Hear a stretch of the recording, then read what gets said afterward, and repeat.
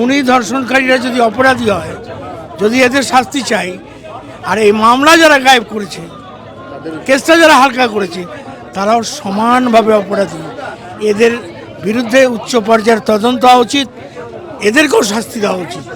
পশ্চিমবঙ্গের বিচার ব্যবস্থা নিয়ে কি মানুষের মধ্যে একটু কনফিউশন তৈরি হচ্ছে? কারণ একের পর এক রায় নিয়ে মানুষের মধ্যে যা বিতৃষ্ণার একটা সিচুয়েশন কন্টিনিউ হচ্ছে, বা সেটা শিক্ষাক্ষেত্রে হতে পারে, চাকুরির ক্ষেত্রে হতে পারে, সমস্ত ক্ষেত্রে। আজকে কামদুনি নিয়েও হাইকোর্টের যা রায়, তাতে বিচার ব্যবস্থার উপর একটা প্রশ্নচিহ্ন চলে আসছে। এটা কি মনে হয় আপনারও? সব বিচারপতিকে একই আসনে বা এক পংক্তিতে বসানো ঠিক হবে না। সমাজে যখন অবক্ষয় হয় না, ন্যায় নীতি নৈতিকতা মূল্যবোধ যখন ধ্বংস হয়, তার প্রভাব সমাজের সর্বস্তরে পড়ে। এখনও বিচার ব্যবস্থার প্রতি মানুষের আস্থা একেবারে চলে গেছে তা না, একটা বড় অংশের প্রতি আস্থা এখনও আছে।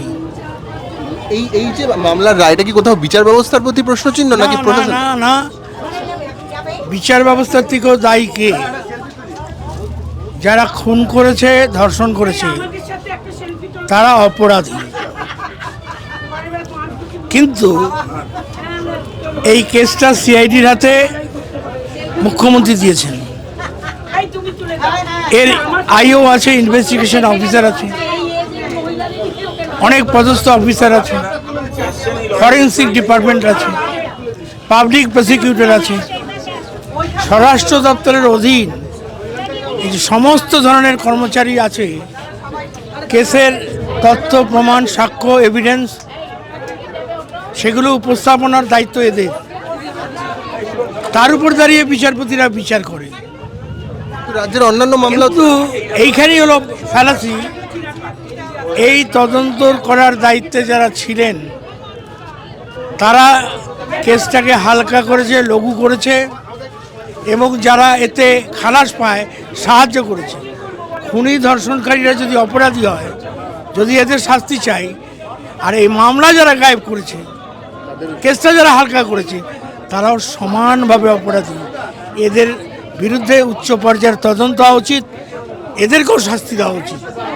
কিন্তু এই যে আপনি বলছেন যে যারা ধর্ষণ করেছে তাদের শাস্তি হওয়া উচিত, আবার পুলিশের হওয়া উচিত। যারা তাদের সাহায্য করেছে, মামলাটাকে যা তদারকি যা করা উচিত ছিল, সেই দায়িত্ব সিআইডি বা প্রশাসনের কথাই বলছে, তারা দায়িত্ব পালন করেনি। যারা দায়িত্ব পালন করি, তাদের দায়িত্বের অবহেলা, এরাও অপরাধী।